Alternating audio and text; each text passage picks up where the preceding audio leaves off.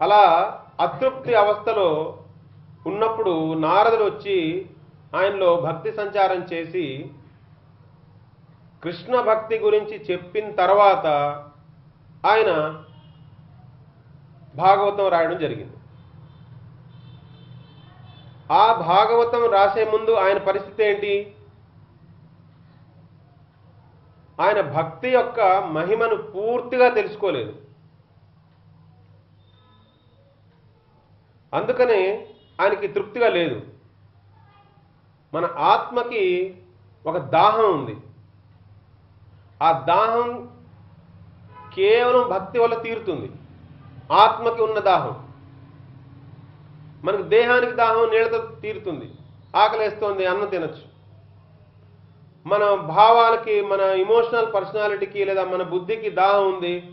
మనం ఏదైనా ఒక సంబంధంలో, మానవీయ సంబంధాల్లో మనం భావనాత్మకమైన తృప్తిని పొందడానికి ప్రయత్నించవచ్చు.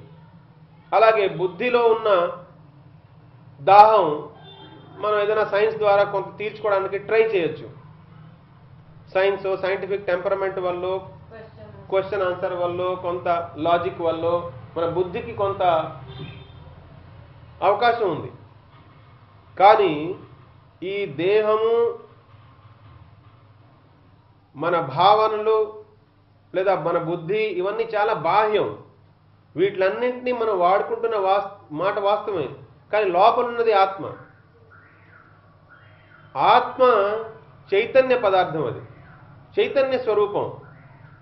ఆ చైతన్య స్వరూపమైనటువంటి ఆత్మ యొక్క దాహం ఏదైతే ఉందో అది జడ పదార్థాల వల్ల, జడ పదార్థాలకి సంబంధించిన విజ్ఞానం వల్ల తీరదు.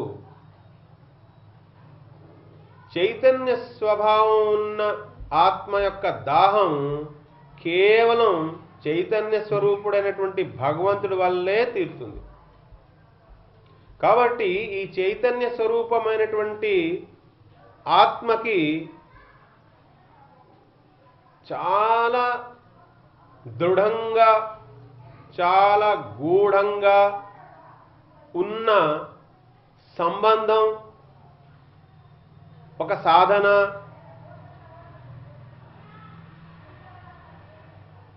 ఒక అనుష్ఠానం అవసరం. అలా చేస్తేనే ఆ లోపలున్న ఆత్మకి దాహం తీరుతుంది. లోపల ఆత్మ దాహం తీరిందనుకోండి, ఈ దేహం, మనసు, బుద్ధి ఇంకా వీళ్ళ తీరిపోతుంది. అవి పెద్దగా అనిపించవు. ఇప్పుడు ఎప్పుడైనా సరే మనకి హయ్యర్ విషయం ఒకటి దొరికితే లోవర్ విషయాన్ని మనం వదలడానికి సిద్ధంగా ఉంటాం. ఇప్పుడు మనకి సపోజ్ మానవీయ సంబంధాలు మంచిగా ఉన్నాయనుకోండి. ఇప్పుడు సపోజ్ మీరంటే నాకు చాలా అభిమానం అనుకోండి. అప్పుడు మీకు నా కారు వేసుకెళ్ళండి పర్వాలేదంటాం. ఒకవేళ వేసుకెళ్ళి అందులో ఏదైనా ప్రమాదం అయినా జరిగి ఏదైనా కారుకైనా చిన్న అయినా పట్టించుకోయా, మన మనిషే కదా అనుకుంటాం. అంటే అక్కడ ఏమైంది? ఆ వస్తువు కంటే కూడా ఆ వ్యక్తితో మనకున్న సంబంధం ఏదైతే ఉందో అది చాలా ముఖ్యమైనది. కాబట్టి ఎప్పుడు కూడా మనం ఆ సంబంధాన్ని చూసుకుంటాం కానీ ఆ వస్తువు చూడం. అంటే ఏమైంది? ఇప్పుడు సంబంధం కంటే వస్తువు చాలా నికృష్టమైనది. సంబంధము, ఆ సంబంధంలో ఉన్న ప్రేమాప్యాయతలు ఏవైతే ఉన్నాయో ఆ ప్రేమ ఆప్యాయతలు ఏవైతే ఉన్నాయో అవి ఉత్కృష్టమైనటువంటి అవునా కదా? అంటే దాని అర్థం ఏంటి? ఒక హయ్యర్ విషయాన్ని మనం పొందితే లోవర్ విషయాన్ని మనం వదలడానికి మనకి సాధ్యపడుతుంది. మనం హయ్యర్ విషయాన్ని పొందకుండా లోవర్ విషయాన్ని వదిలేయాలి, ఇది వదిలేయాలంట, మహాత్ములు చెప్పారంట, గ్రంథాల్లో చెప్పబడిందంట, ఇది వదిలేయాలంటే ఓ పట్టాన్ని మనం దాన్ని వదలలేము. కాబట్టి ఇక్కడ చెప్పడంలో ఉద్దేశం ఏంటి? ఆత్మ యొక్క దాహం తీరితే అప్పుడు ఇంకా దేహం, మనసు, బుద్ధి గురించి దానికి ఏమేమి దాహాలు తీరాయి, ఏమేమి దాహాలు తీరలేదు అనే దాని విషయం మీద పెద్దగా పట్టించుకో. మనం ఇంకా పెద్దగా పట్టించుకో, పర్లేదు అనుకుంటాం. లేకపోతే ఏమవుతుంది? ప్రతి చిన్న విషయానికి మనం నాకు ఇలా కావాలనుకున్నాను, నా ఇలా జరగలేదు, నేను ఇలా కోరుకున్నాను అవ్వలేదు అని ప్రతి దానికి కంప్లైంట్, ప్రతి దానికి గొడవ, మనుషులతో గొడవ వచ్చేస్తుంది. ఆంతరికంగా మనం శాశ్వత ఆనందాన్ని అసలు పొందే ప్రసక్తే లేదు. అంటే ఆత్మ యొక్క సంబంధం, అంటే జీవాత్మ ఎప్పుడైతే భగవంతుడితో సంబంధం పెట్టుకుంటాడో అది చాలా గూఢమైనటువంటి సంబంధం, అదేమో చాలా లోతైన సంబంధం. అలాగే మన వ్యక్తిత్వంలో చాలా ఆంతరికంగా ఉన్న సామ్రాజ్యంలో పెట్టుకుంటున్న సంబంధం. అక్కడ గనక సత్సంబంధం ఏర్పడి అక్కడ గనక మనకి భక్తి రసం మనలో పుడుతోంది అనుకోండి, లోపల ఆత్మకు అసలు ఏమీ దాహం లేదు, తృప్తిగా అది కృష్ణ రసాన్ని జుర్రేసుకుంటుంది అనుకోండి లోపల. ఇంకా బయట బాహ్య ప్రపంచం అంత వేధించదనమాట.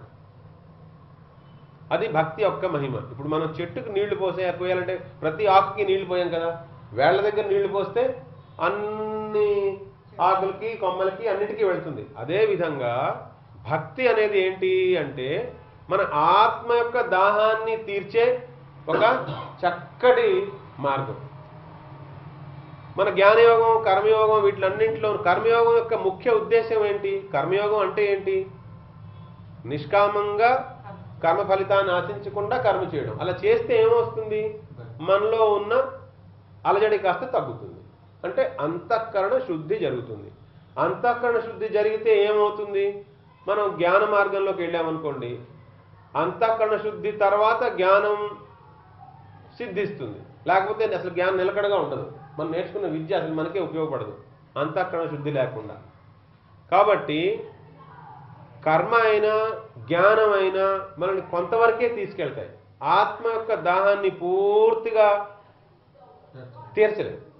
ఆత్మ యొక్క దాహం తీరాలి అంటే ఏకైక మార్గం భక్తి. భక్తి భక్తి భక్తి అంటే ఏంటి? భక్తి అంటే భజించడం. భక్తి అంటే భజించడం. మనకి ఎవరి మీద అయితే ఎక్కువ ప్రేమ ఉంటుందో మనం ఏం చేస్తాం?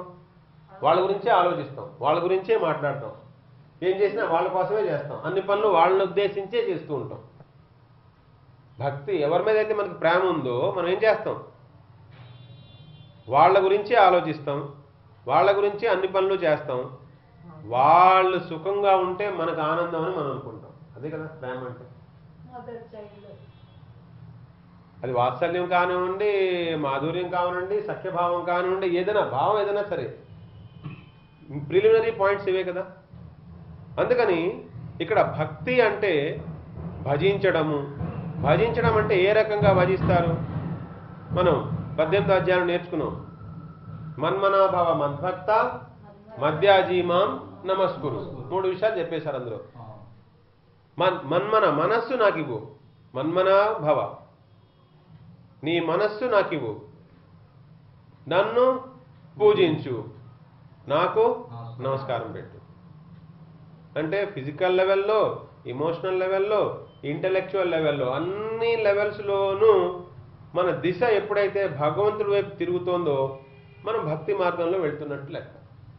అయితే ఈ భక్తి ఇంకా మనలో దృఢంగా ఉండాలి అంటే మనం కొన్ని విషయాలు భగవంతుడి గురించి అసలు ఏమేమి చెప్పబడ్డాయో, అసలు ఏ విధంగా, అసలు మన మైండ్ సపోజ్ చీలిపోతుంది అనుకోండి, నేను చాలా కాలం నుంచి నేను నిరాకారంగా ఉన్న భగవంతుడిని నమ్మానండి, ఇప్పుడేంటంటే మీరు సగుణ సాకారం చెప్తున్నారు అన్నారనుకోండి, అలాంటి విషయాల మీద కూడా మనం కొంచెం క్లారిటీ ఉంటే మనం ఇంకా కొంచెం ఈజీగా దాంట్లో ఇంకా ముందుకు వెళ్ళడానికి ఈజీ అవుతుంది. ఇప్పుడు ఇక్కడ ఒక ఇల్లు కనపడుతుంది అనుకోండి, ఈ ఇల్లును కట్టినవాడు ఒకడు ఉంటాడుగా. ఇల్లు కనపడుతోంది అంటే ఇల్లు కట్టినవాడు ఒకడు ఉంటాడుగా. ఇక్కడ ఒక సెల్ ఫోన్ కనపడుతోంది అంటే దాన్ని తయారు చేసిన వాడు ఒకడు ఉంటాడుగా. ఈ పుస్తకం కనపడుతుందంటే ఇది రాసినవాడు, ప్రింటింగ్ చేసిన వాడు ఎవడో ఉంటాడుగా. ఏం లేకుండా అది వచ్చేసేది కదా. అదే విధంగా ఇంత సృష్టి మనకి కనపడుతోంది అంటే ఈ సృష్టి ఇంత చక్కటి క్రమంలో నడుస్తోంది అంటే దీని వెనకాల తయారు చేసిన వాడు ఎవరైనా ఉండాలా? అవసరం లేదా? ఎవరో ఉండారుగా తయారు చేసిన వాడు. ఆ తయారు చేసిన వాడు అంతటా వ్యాపించి ఉండడం అనేది ఆయన శక్తి. కానీ ఆయన ఒక వ్యక్తి. భగవంతుడికి కూడా ఒక రూపం ఉంది. భగవంతుడికి రూపం లేదు అనుకుంటే మనం ఇంకా మన్మనాభవ మద్భక్త మధ్యాజీమాం నమస్కురు ఇంకే లేదు. ఎవరు పూజిస్తాం? అంతటా ఉన్న నిరాకారంగా ఉన్న భగవంతుడిని ఎలా పూజిస్తాం?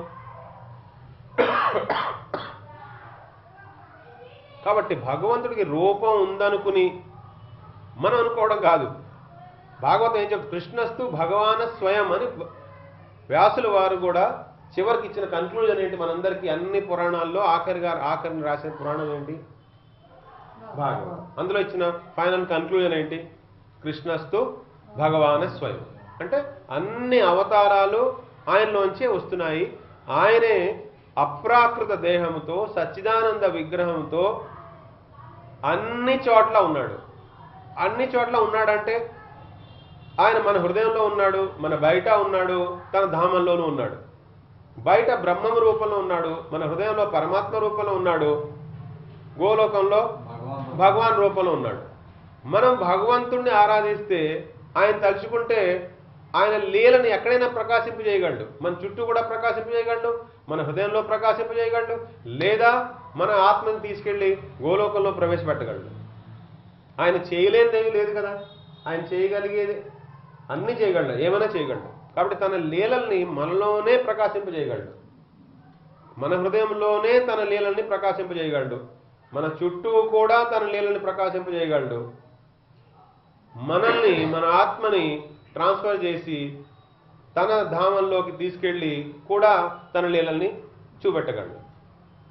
కాబట్టి బ్రహ్మ పరమాత్మ భగవాన్, బ్రహ్మం అంటే అంతటా వ్యాపించి ఉన్న శక్తి అన్నం, అంతటా వ్యాపించి ఉన్న భగవంతుడి యొక్క అంగకాంతి, దాన్ని జ్యోతి, బ్రహ్మజ్యోతితో పోలుస్తుంటారు, బ్రహ్మజ్యోతి అని. ఆ బ్రహ్మజ్యోతి అనేది ఏంటి? భగవంతుడి యొక్క అంగకాంతి. ఎలాగైతే సూర్యుడి చుట్టూ సూర్యకాంతి వ్యాపించి ఉంటుందో, అంటే ఎంతవరకు అయితే సూర్యకాంతి వ్యాపించి ఉందో సూర్యుడి యొక్క ప్రభావం అక్కడ ఉన్నట్టే కదా, అలా భగవంతుడి యొక్క, శ్రీకృష్ణ పరమాత్మ యొక్క అంగకాంతే బ్రహ్మము, అది అంతటా వ్యాపించి ఉంది. కాబట్టి ఆయన తన లీలల్ని ఎక్కడ కావాలంటే అక్కడ ప్రకాశింపజేయగలడు అనమాట. ఇదంతా ఒక నెట్వర్క్. సపోజ్ ఇప్పుడు మనకి ఐడియా నెట్వర్క్ అంటే ఏమంటాం? ఆ నెట్వర్క్ ఎక్కడి వరకు ఉంటుందో అంతా కనెక్టెడే, ఎక్కడైనా ఎవరితోనైనా ఏమైనా మాట్లాడుకోవచ్చు. అదేవిధంగా భగవంతుడు అంతటా వ్యాపించి ఉన్నాడు, అందరిలోనూ ఉన్నాడు, అందరికీ అతీతంగా కూడా ఉన్నాడు. అంతటా వ్యాపించి ఉన్నాడు, అందరిలోనూ ఉన్నాడు, అందరికీ అతీతంగా కూడా ఉన్నాడు. అప్పుడు ఏమవుతోంది? ఆయనకి మొత్తం మీద కనెక్టివిటీ ఉంది. In this area network does not function అనేది లేదు ఆయనకి, అన్ని కదా.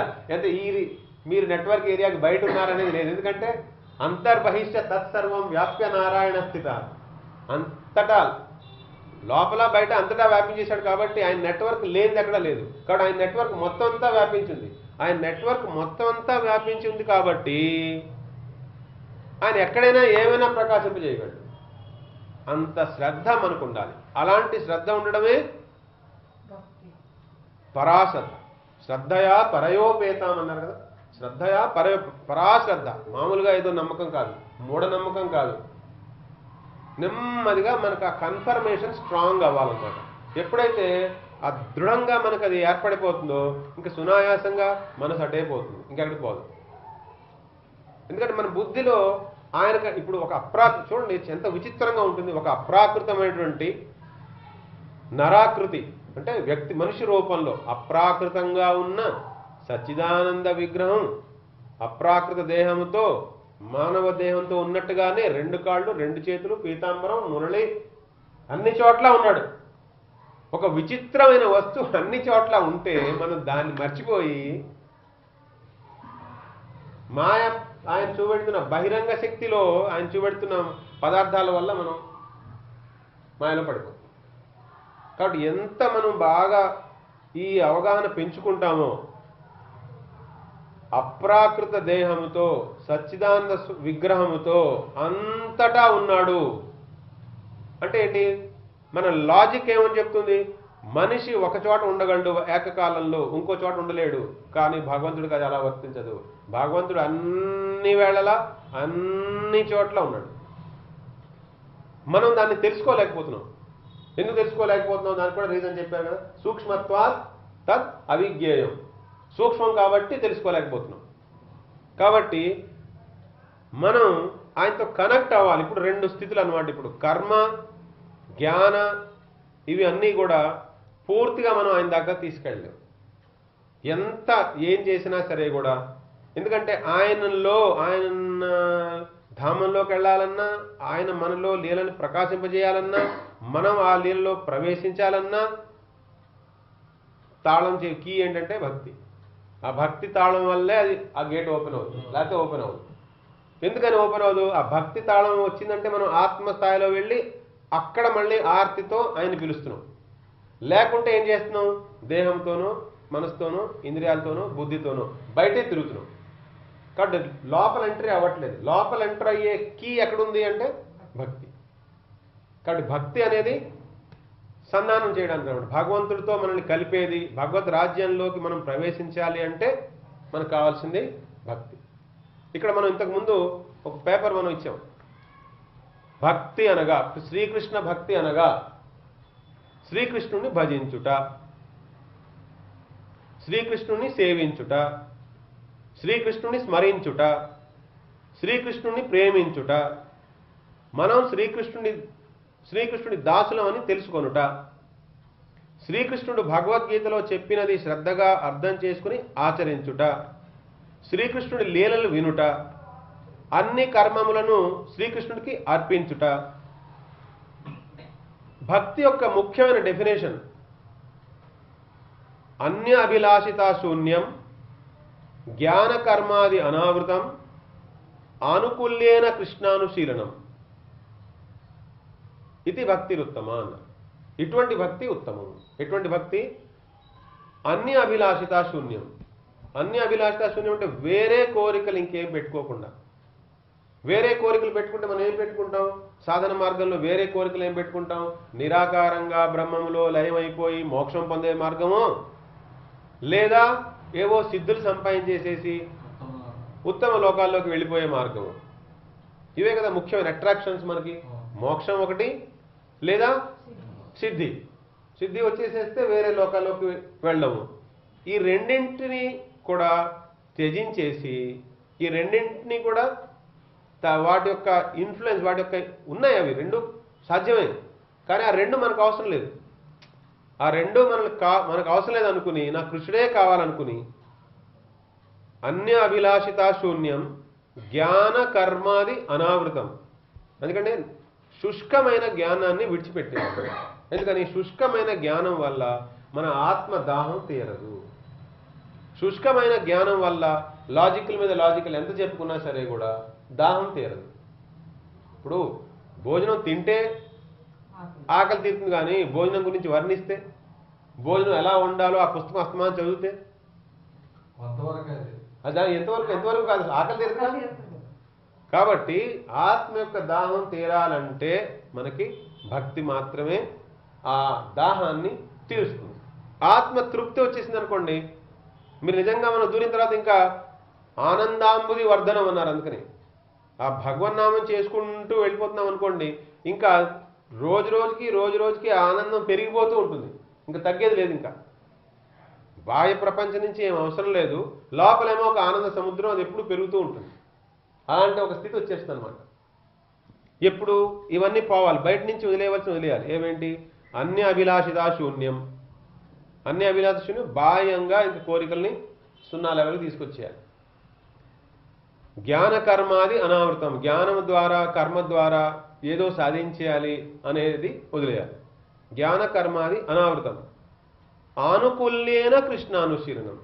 ఆనుకూల్యేన కృష్ణానుశీలనం అంటే ఏం చేస్తే కృష్ణుడికి ఆనందం కలుగుతుందో అలాంటి భావంతో కృష్ణుని సేవించాలి.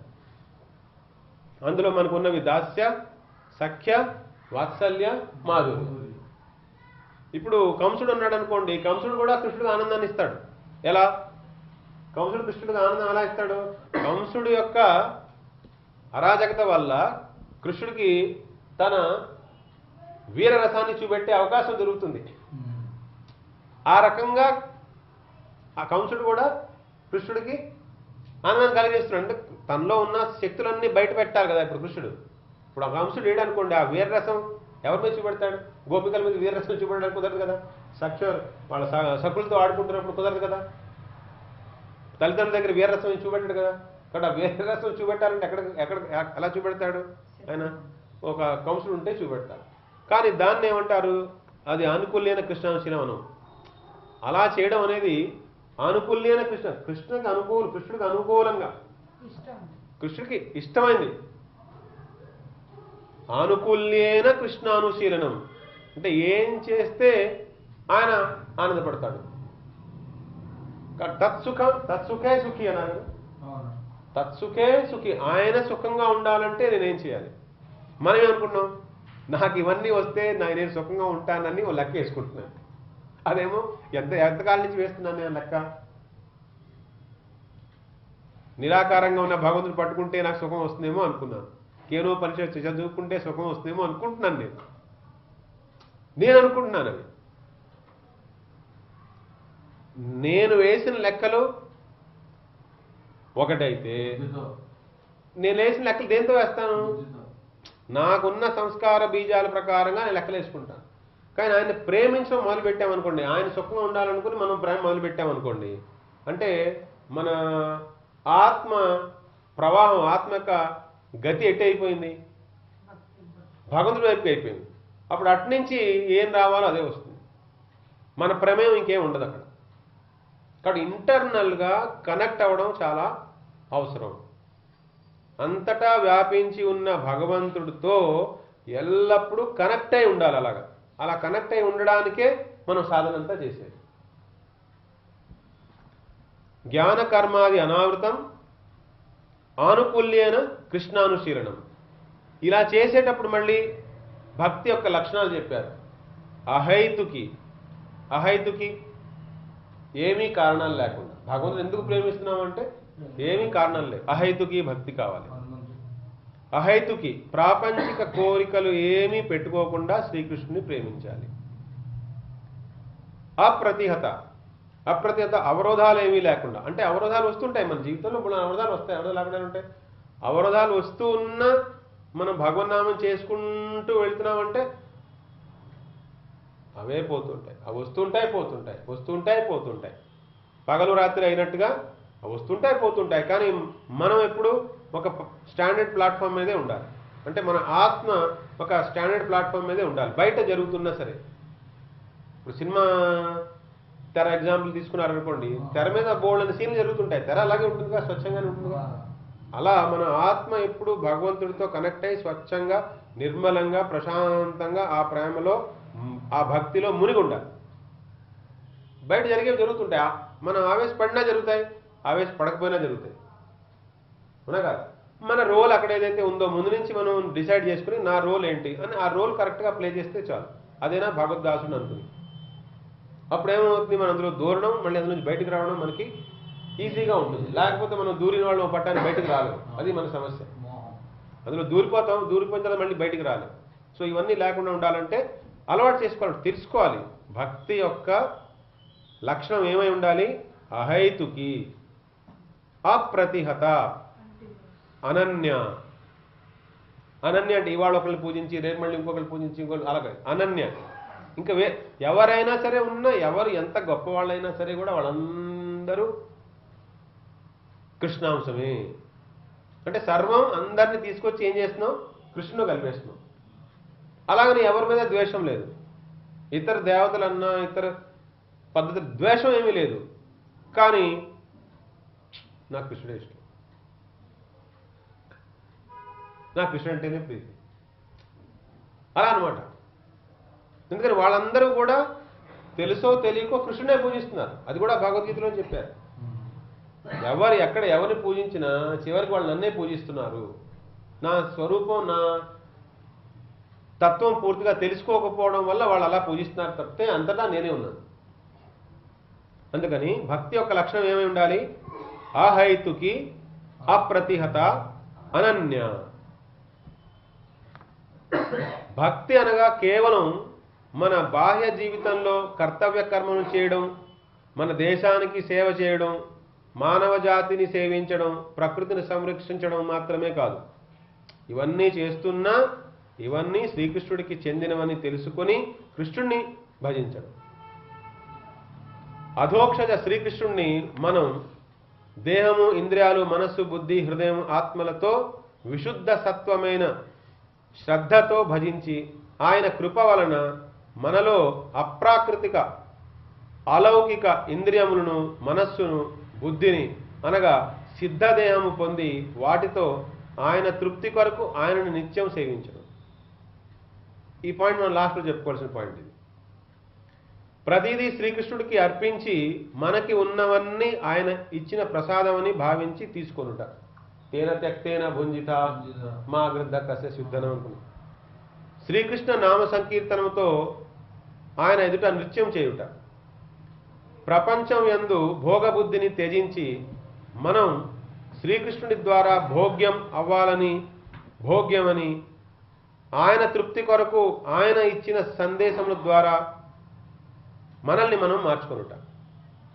శ్రీకృష్ణ నామము శ్రీకృష్ణుడి కంటే శక్తివంతమైనదని, శ్రీకృష్ణుడు అవతరించినప్పుడు కొందరిని ఉద్ధరించాడు. కానీ శ్రీకృష్ణ నామాన్ని చేసుకుంటూ చాలామంది తరింపబడుతున్నారు ఇప్పటికీను. అందుకని శ్రీకృష్ణ నామము శ్రీకృష్ణుడు కంటే గొప్పదని. శ్రీకృష్ణుడు సచ్చిదానంద విగ్రహ స్వరూపుడు అప్రాకృత రూపంతో ఉంటూనే ఏకకాలంలో సర్వవ్యాప్తుడై ఉంటాడు. ఇది చాలా ముఖ్యమైన పాయింట్. రెండో లాస్ట్లో చెప్పిన పాయింట్, శ్రీకృష్ణుడు అప్రాకృత దేహంతో ఉంటూనే అంతటా వ్యాపించి ఉన్నాడు. ఇప్పుడు మనం సపోజ్ నేను నిరాకారంగా ఉన్న బ్రహ్మమే నాకు ధ్యేయం అన్నాం అనుకోండి, నిజంగా మనం నిరాకారంగా ఉన్న స్థితికి రావాలంటే ఎక్కడ దాకా వచ్చేసి ఉండాలి? నిష్కామ కర్మయోగం వచ్చేసి ఉండాలి, అంతఃకరణ శుద్ధి అయిపోయి ఉండాలి, బ్రహ్మములో మనస్సు లయం చేయడానికి రెడీగా ఉండాలి. అప్పుడు కానీ నిలకడగా ఉండదుగా, అవునా కదా? ఇక్కడ మనం ఏమనుకుంటున్నాం, ఆ బ్రహ్మం ఏదైతే ఉందో అది భగవంతుడి యొక్క అంగకాంతి అన్నాం. అంటే ఆ అప్రాకృతంగా ఉన్న శ్రీకృష్ణ పరమాత్మ ఎక్కడ ఉన్నట్టు? ఇప్పుడు కాంతి ఆయనలోంచి వెలువడవుతుంది, కాంతి ఆయనలోంచి బయటకు వస్తుంది. బ్రహ్మజ్యోతి ఏదైతే ఉందో అది ఆయన అంగకాంతి. హిరణ్మయేన పాత్రేణ చెప్పుకున్నాం కదా, హిరణ్మయేన పాత్రేణ సత్యస్యాపేతం ముఖం తత్వం పూషణ్ణపావృణు సత్యధర్మాయ దృష్టయే. అంటే ఆ బ్రహ్మజ్యోతిని మనం టార్గెట్ చేసే బదులు, ఆ బ్రహ్మజ్యోతిని టార్గెట్ చేసి అవస్థపడే బదులు మనం కృష్ణుని టార్గెట్ చేయొచ్చుగా. బ్రహ్మజ్యోతిని మనం చూడడానికి ట్రై చేయవలసిన అవసరం లేదు. ఒకవైపు మన దేహము, ఇంద్రియాలు, మనసు, బుద్ధితో కనిపిస్తున్న ప్రపంచం ఉంది. ఇందులోనే లోపల అంతర్నీతంగా భగవంతుడు, భగవద్గీతలన్నీ ఉన్నాయి. ఇప్పుడు మనం తటస్థ లక్షణం మధ్యలోను. మనకెప్పుడు బహిర్ముఖత వల్ల బాహ్య ప్రపంచంతో సంబంధం పెట్టుకుని మనం రకరకాల కర్మలు చేసాం, దాని ఫలితాలను అనుభవిస్తున్నాం. ఇప్పుడు భక్తి ఏం చేయమంటోంది? మన దేహంతో, ఇంద్రియాలతో, మనసుతో, బుద్ధితో, హృదయంతో, ఆత్మతో అన్నింటితోనూ కృష్ణనామం, కృష్ణలీల స్మరణము,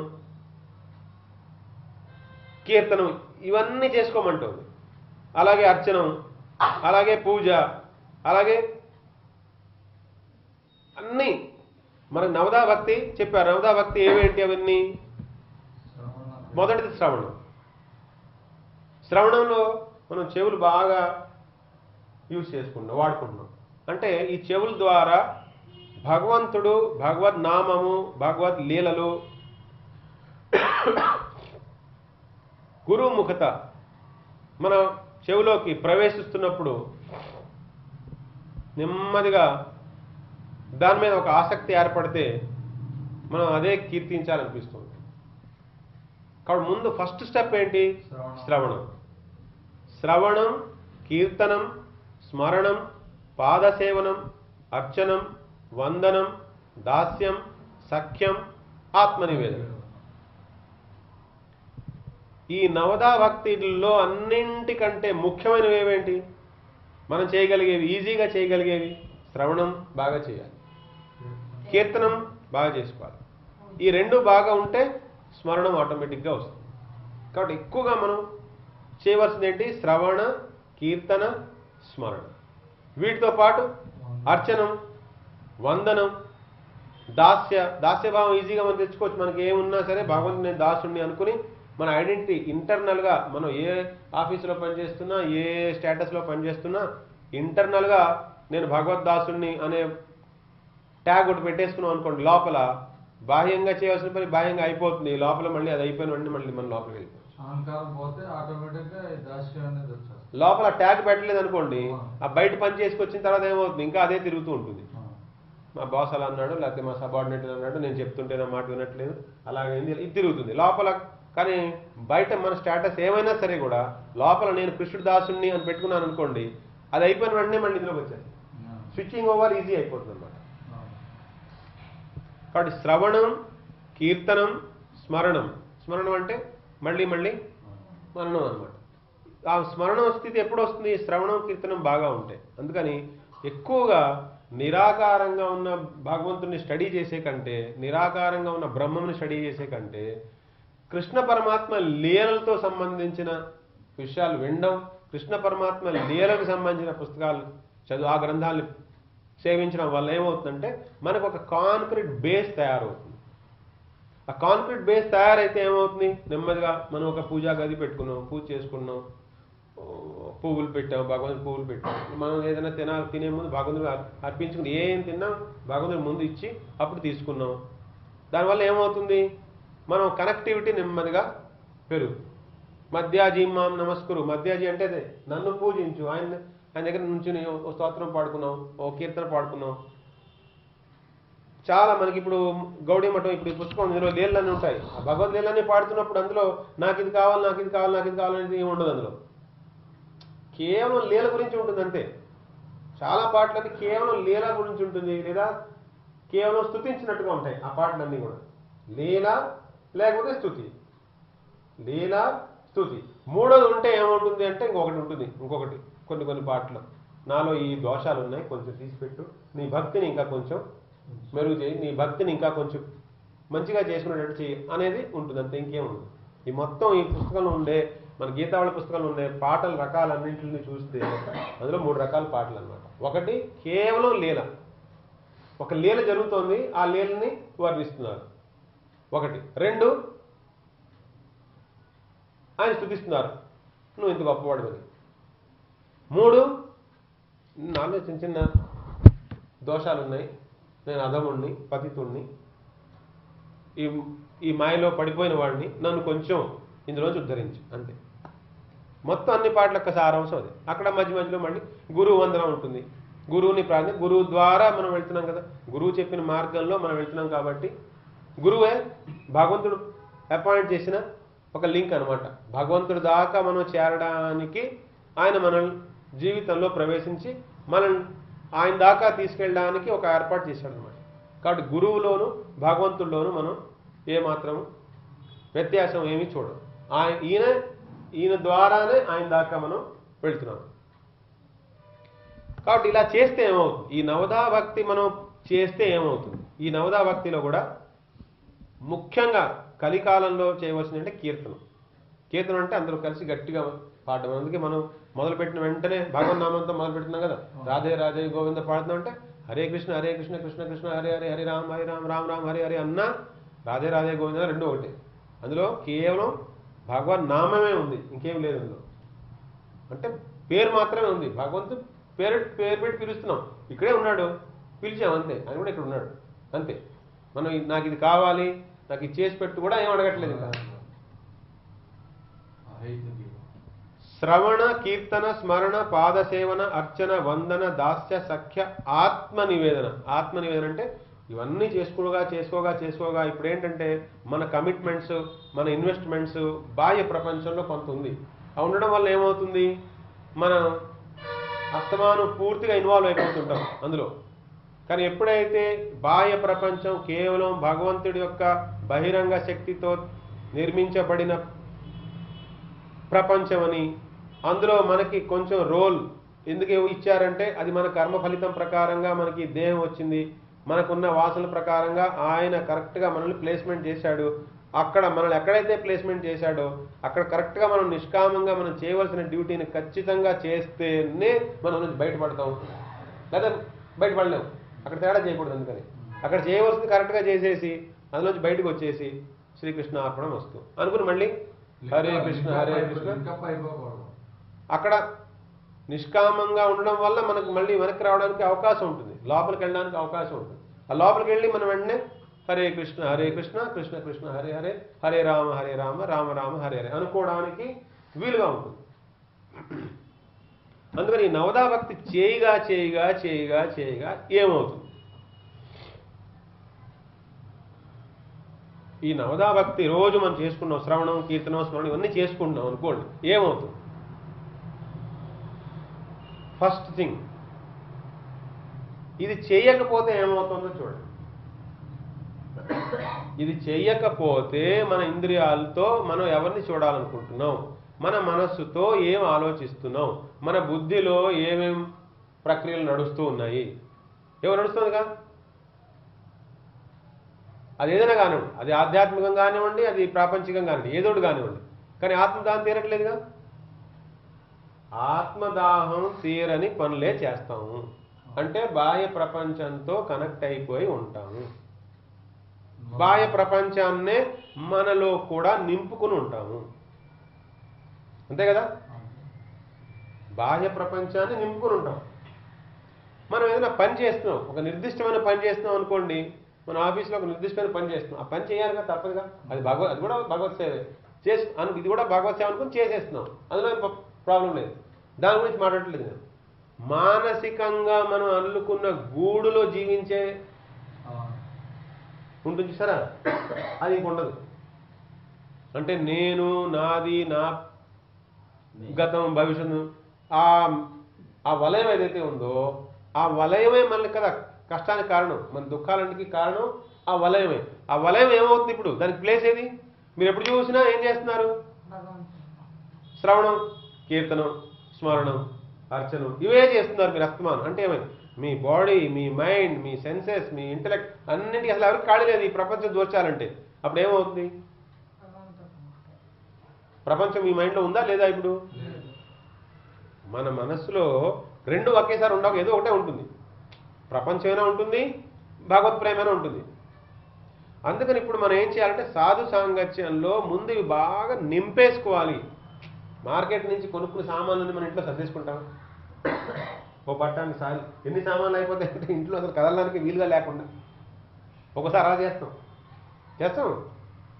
అప్పుడు మనం ఏమంటే అబ్బాయి ఇల్లు సరిపోదు, 2 బెడ్రూమ్ సరిపోదు, 3 బెడ్రూమ్ 2 బెడ్రూమ్ సరిపోతాయి, 3 బెడ్రూమ్ మళ్ళీ 3 బెడ్రూమ్ సరిపోలేదు, 4 బెడ్రూమ్ అంటే కాంపాక్ట్ అయిపోతుంది. అలా మనం బాహ్య జీవితంలో మనం ఏమేమైతే లోపల తెచ్చేసుకున్నామో వాటి వల్ల ఏమైంది? మొత్తం వస్తువులు ఇంట్లో వస్తువులు కాస్తే మనసులో వ్యక్తులు ఉన్నారుగా, చాలా ఏంటి ఆ కంపాక్ట్నెస్ ఫీల్ అవడానికి. ఆ వ్యక్తులు ఎవరైనా కావచ్చు, బాస్ కావచ్చు, భార్య కావచ్చు, లేకపోతే ఆస్తిపాస్తులకు తగాదాలు ఉన్న అన్నదమ్ములు కావచ్చు, ఎవరైనా కావచ్చు.